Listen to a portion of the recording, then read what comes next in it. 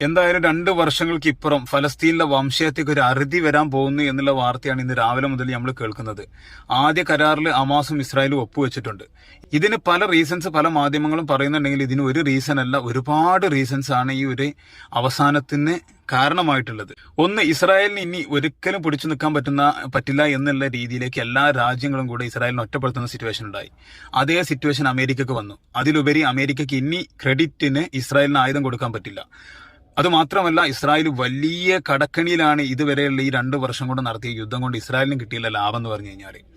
ഹമാസിനെ പോലും വിചാരിച്ചതിന്റെ 1% പോലും ആക്കാനും പറ്റിയില്ല.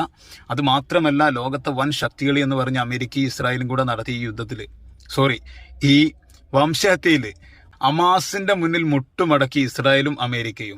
ഒരു രാജ്യവുമായിട്ട് യുദ്ധം ചെയ്യേണ്ട യാതൊരു ചട്ടക്കൂടിനകത്ത് നിന്നിട്ടുള്ള 1% പോലും നിന്ന് ഹമാസിനെ തൊടാൻ പോലും ഇസ്രായേലിനും അമേരിക്കക്കും പറ്റിയില്ല എന്നാണ് ചുരുക്കം. അമേരിക്കൻ പ്രസിഡന്റ് ഡൊണാൾഡ് ട്രംപിന്റെ നൊബേൽ സമ്മാനത്തിന്റെ തിരക്ക് കാരണമാണ് മറ്റൊരു കാരണമായിട്ട് ഈ ഒരു രീതിയിലേക്ക് ചർച്ച എത്താനുള്ള കാരണം. എന്തായാലും ഒരിക്കലും ഇസ്രായേലിനും അമേരിക്കക്കും ഇനി ലോകത്തിന് മുന്നിൽ ഈ ഫലസ്തീനിലെ വംശഹത്യ തുടരാൻ പറ്റില്ല എന്ന തിരിച്ചറിവോടെയാണ് ഇന്ന് ഈ ഒരു സാഹചര്യത്തിൽ എത്തിയിട്ടുള്ളത്.